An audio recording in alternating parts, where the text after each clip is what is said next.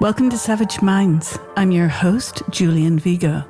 Today's guest is Trita Parsi, an award-winning author, scholar, and the co-founder and executive vice president of the Quincy Institute for Responsible Statecraft. Recognized by Washington Magazine as one of the most influential voices on foreign policy in Washington, D.C., Trita is a preeminent expert on U.S.-Iranian relations and Middle East geopolitics. His work centers on the belief that diplomacy and engagement are essential to stabilizing the region and enhancing global security. He has spent his career dissecting the intricate, often high-stakes power dynamics between the Middle East and the West, helping us move beyond the headlines to understand the true drivers of international policy. He is the author of several acclaimed books, including Treacherous Alliance, A Single Roll of the Dice, and Losing an Enemy. With a PhD from Johns Hopkins and extensive experience ranging from the United Nations to Capitol Hill, Trita brings a deep, nuanced perspective to the complex dynamics shaping our world today. I welcome Trita Parsi to Savage Minds. I wanted to start off with your journey because you were born in Iran, grew up in Sweden, and built your career in Washington, D.C. How has navigating these distinct cultural and political spaces shaped your baseline philosophy on international diplomacy? That's a great question, a big one. I don't think I have a particularly deep answer to it because I haven't spent enough time analyzing myself.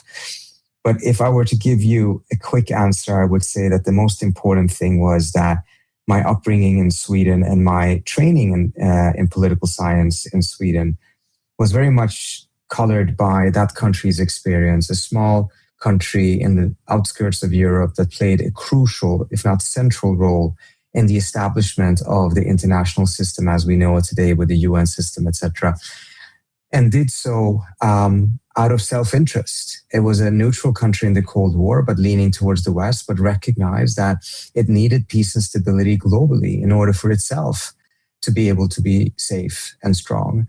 A country that didn't have a large army, was not part of any pact, but saw the creation of peace as being the best way for it itself to be able to be stable. So I think that is a very critical part of my line of thinking, but it is not based on some sort of idealism. It's completely realist, recognizing that these institutions at the end of the day serve an interest. And if we can create circumstances that enables countries to feel that they have a self-interest in these type of institutions, then that is a way of taming the realist impulses that will never go away, in my view. It's a function of humanity. Secondly, I would say that because I'm Zoroastrian, I have always had a bit of an allergy against this type of a proselytizing foreign policy or proselytizing in the first place. But this idea that you would run around the world and try to remake countries in your own image is really something that I have a hard time with. And I always felt both on strategic and on moral grounds are highly problematic. And the last point I would say is because my family's from the southern part of Iran, we fled right before the revolution. But the reason why we also then later on couldn't return was because Saddam Hussein invaded Iran, and he did so exactly in that area that both my parents are from. So our family saw the brunt of that war. That region saw the brunt of that war. So a very, very strong resistance to war and desire to see all of these conflicts be resolved peacefully. I don't have a naive view in which conflicts all can be wished away. It's part of life at the end of the day. It's how you manage it. And you should be able to manage without violence. In fact, as co-founder of the Quincy Institute for Responsible Statecraft, you advocate for military restraint. In an era often defined by great power competition, how do you convince Washington policymakers that restraint isn't synonymous with withdrawal? And I would even add, given what has happened since 3 January, I think you've noticed this. People, even on, especially, I should say, on the right, are waking up to these colonial imperatives of the US. And they're seeing this on both fronts of Iran and Israel. It's something that's heartening to me to see that people on the right are able to shift position and criticize their former positions. So I'm wondering if, in fact, even though I asked you how you would, in fact, convince Washington policymakers that restraint isn't synonymous with withdrawal, is there a case to be made that the U.S. has overstepped its bounds way back and far too much? Certainly. I think a lot of people are recognizing that the United States cannot sustain that old strategy of dominating every corner of the world militarily. It is a key reason as to why we are in too many wars. If you're trying to dominate every corner of the world militarily, you will be at war somewhere all the time, which is exactly where the US has found itself in. And amongst the American population, particularly amongst younger Americans, whether they're on the left or on the right, this is a very strongly held view. And this is impacting politicians as well at this point. You clearly can see that. There's a populist wave, both on the left and the right, that is very anti-war. It's a direct result of the experience that this country has had for the last couple of 2 or so decades now. What I think is disappointing is not that they're coming to this conclusion, but that they're coming to this conclusion so late. That you had to have so many failed wars before people would come to this conclusion, instead of being able to proactively recognize that this is exactly where we would end up. This is what we restrainers have always thought.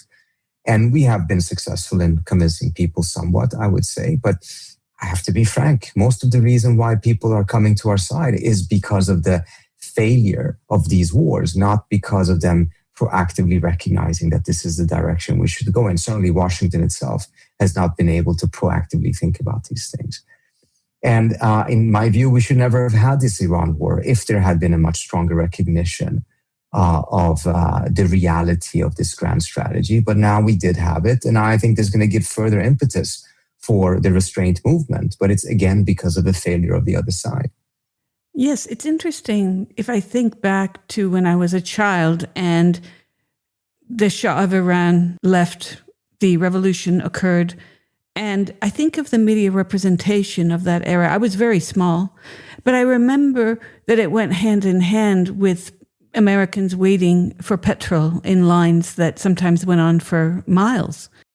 And I'm wondering to what degree some of the change of heart is also about the price of gas, for instance.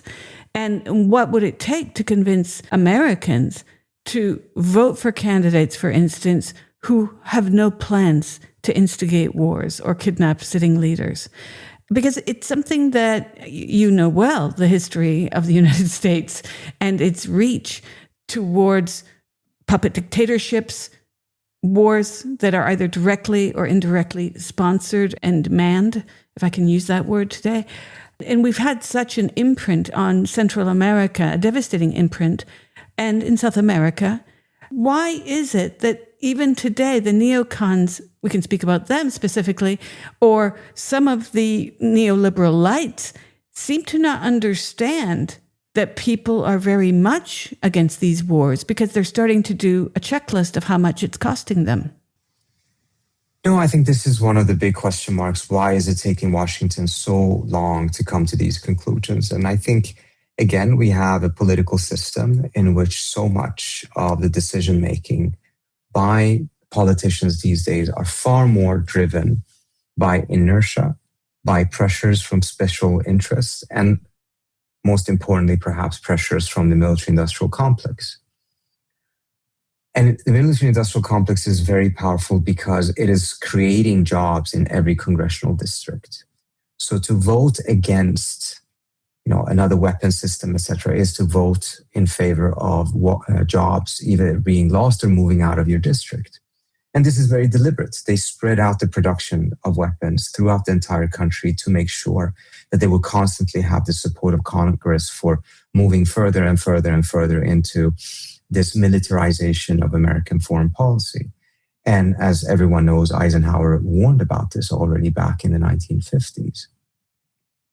And that is a very difficult challenge to overcome. But I don't think we've ever been in a better position to do so than what we are right now, particularly mindful of how the youth in the United States have not just turned anti-war, they're not just against that idea, they're moving in favor of restraint or other types of ideas that provide a different approach to how you can be secure. So you're not conceding the security ground to the hawks. You're taking it away from them because they have not been able to provide security to the United States. The United States is not more secure because it spent 20 years in Afghanistan, $2 trillion to change the government there from the Taliban back to the Taliban. That did not make America more secure. The Iraq war did not make the United States more secure. The Iran war did not make the United States more secure. So they're taking that away from them and propagating for ideas that are not only more peaceful, but also more effective in achieving the security. Yes, and in fact, not just that global war on terror created the devastation and loss of lives, and $2 trillion would buy how many Americans healthcare, schools, university education, trade school education. I mean, it's unbelievable. And people are like saying, wait, we don't want our money going there. We want our money staying here. And so I ask you, you just named all the damage part of the damage that our government has affected over there. But can you join the dots for a moment from what happened after 9/11 to our sitting Jimmy Dore calls the head chopper in charge of Syria? Because I think it's interesting, if some of our listeners know this, but some do not, about how U.S. interventionism and war in Afghanistan, in Iraq, birthed splinter groups, correct? Absolutely. I mean, you have Al-Qaeda, and of course, had it not been for the U.S. invasion of Iraq, you would never have had ISIS. And ISIS then spread to Syria.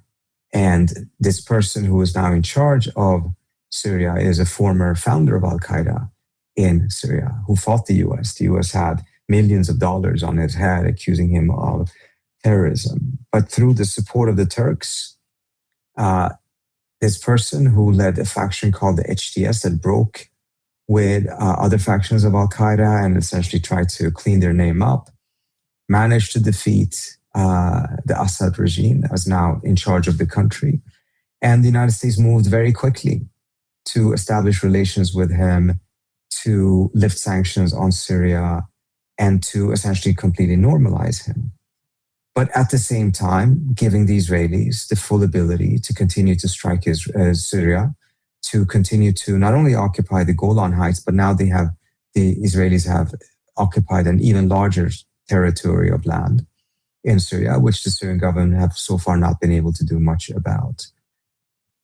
It's a very bizarre development in many different ways. I personally am in favor of lifting the sanctions on Syria because those sanctions, just like the sanctions on Iran, ultimately only impact the people of the civilian populations. And it's been absolutely devastating. The situation in Syria is much worse than it was in Iran. Of course, the Syrians had a civil war for a very long period of time.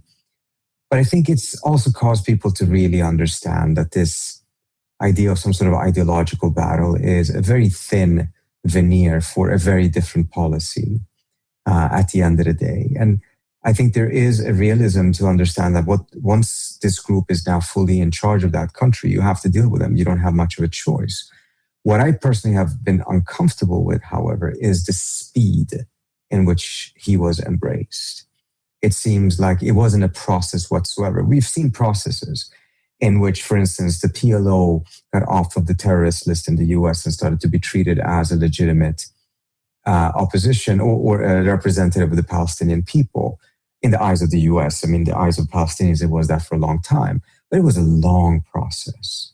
And I'm not saying every process has to be that long, but the speed in which this former founder of Al-Qaeda in Syria was embraced, I think left a lot of head spinning.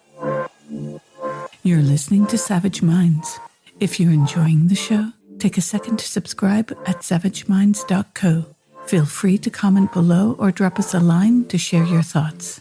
Support independent media today. Now, let's get back to it.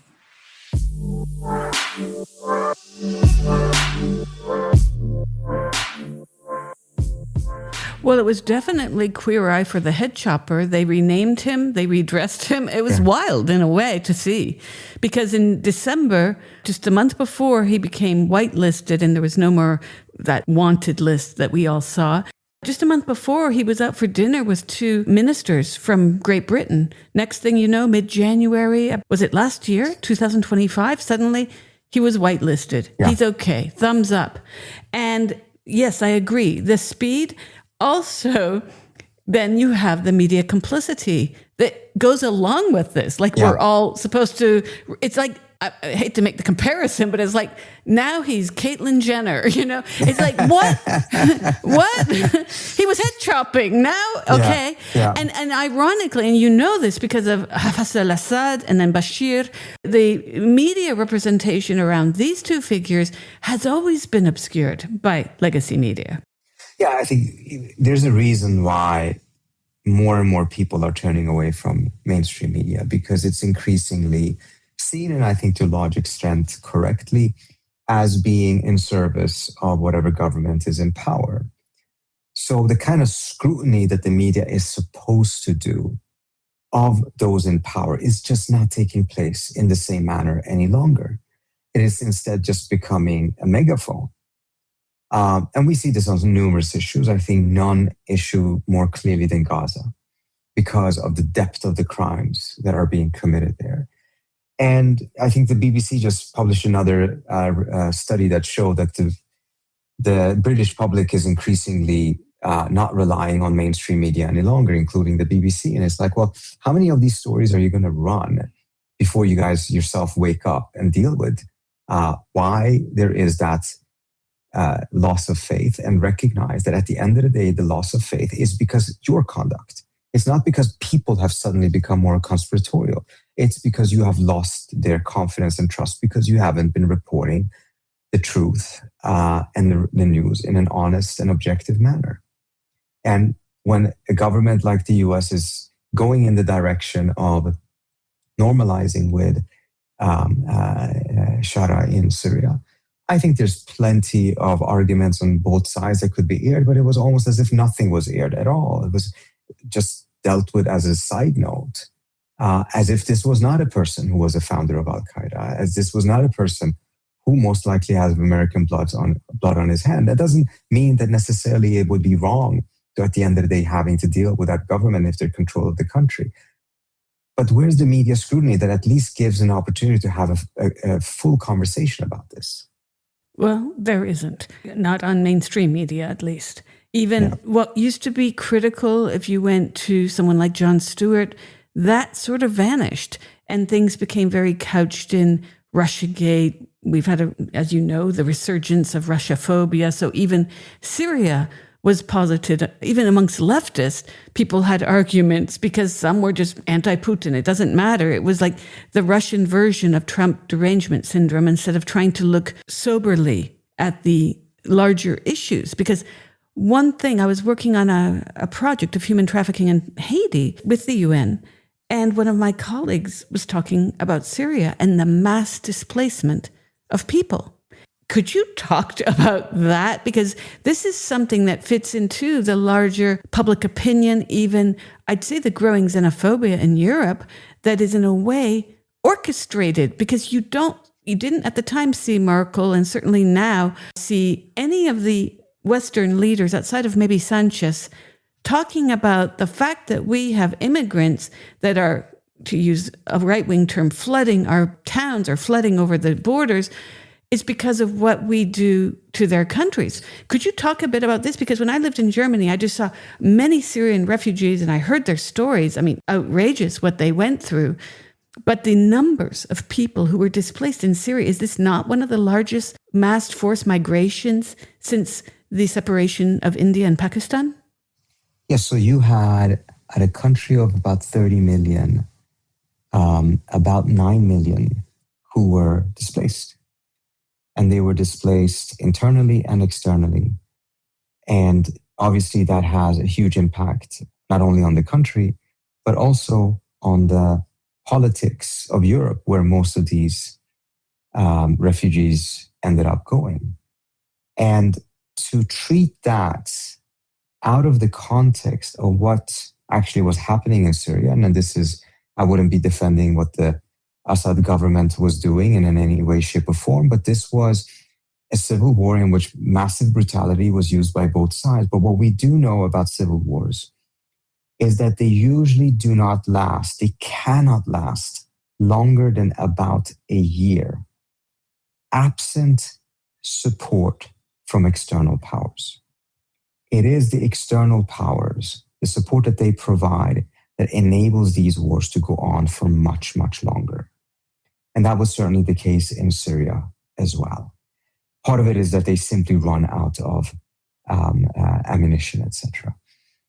And in the case of Syria, there was external support for warring factions coming from Russia, from Iran, but there was also massive support coming from Western states, from Qatar, from the UAE, from Saudi Arabia. And all of that is part of the picture that should have been dealt with in this scenario. That whatever people think was, whether it was right or wrong to support this or that faction, let's set that aside for a second and just remind ourselves that at the end of the day, these civil wars actually cannot go on for that long unless there is that type of a support coming externally. And one has to ask oneself, is that worth it at the end of the day? Are you actually helping or making the problem deeper? And in this case, I'm sure plenty of Syrians are happy and plenty of Syrians are unhappy of the outcome that happened in this war, particularly mindful of the role that the winning faction had in Al-Qaeda in Syria prior to that war. Earlier this year, in the aftermath of the Maduro and Flores kidnapping, we were told that Iranian society was in the throes of waves of intense street protests. We were also told by legacy media something on the order of 30,000 people were murdered. These numbers have been questioned by many, most been debunked by many as well. And these protests were allegedly led largely by its youth. What do you see as the primary structural pillars keeping the Iranian regime from being completely toppled by these protests on the one hand, and on the other, how does this kind of Western media hyperbole, clearly it's harming any kind of honest reportage on the issue, but it's also, in a way, it's going against the grain of a kind of transparency that were I a protester in Iran, I wouldn't want misrepresentation occurring either. Certainly. And I think this is one of those cases in which the reporting, again, has been tremendously questionable. In this specific case, it's been very much driven by specific opposition figures, but also the fact that Trump himself started to repeat these lines because he thought that it was beneficial to him politically at one point. But bottom line is there's no evidence that there was that high of a number. I personally think that based on what other human rights organizations have been able to uncover with the best possible methodology at this moment, given the circumstances, that there probably was somewhere around 12 or so thousand people who were killed as a result of this violence. And this violence went in both directions. You had the violence coming from the government, but there was also elements clearly amongst the protesters that were very violent as well. But 7,000 people is a huge number. It's massive.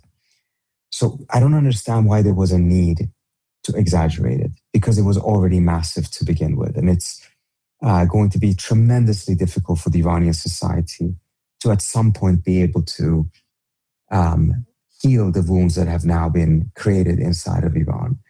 And there was also very likely some outside interference. I mean, the head of the CIA, or the former head of the CIA, explicitly said that the Mossad is on the ground. The Israelis have themselves said that they were involved in it and they were sending weapons to the Kurds, and they claimed that all the weapons didn't get there and the US pulled out of it. But nevertheless, they were clearly involved, and a degree of that murder and killing was probably at their hand as well. So we have another one of these cases in which that type of a foreign intervention, ultimately it comes at the expense of the population, because now we've had this war. This war is coming to an end, it appears, but it has absolutely set back the cause of democracy inside of the country. A lot of people are killed, and a lot of people who were led to believe that there was a quick fix and that the Israelis and the Americans would come in and topple the regime are on record now regretting that hope that they had been given and their limited support in the beginning, because this war has only devastated their situation, strengthened the current theocracy in Iran, and pushed the prospects of full democratization in Iran further into the distant future.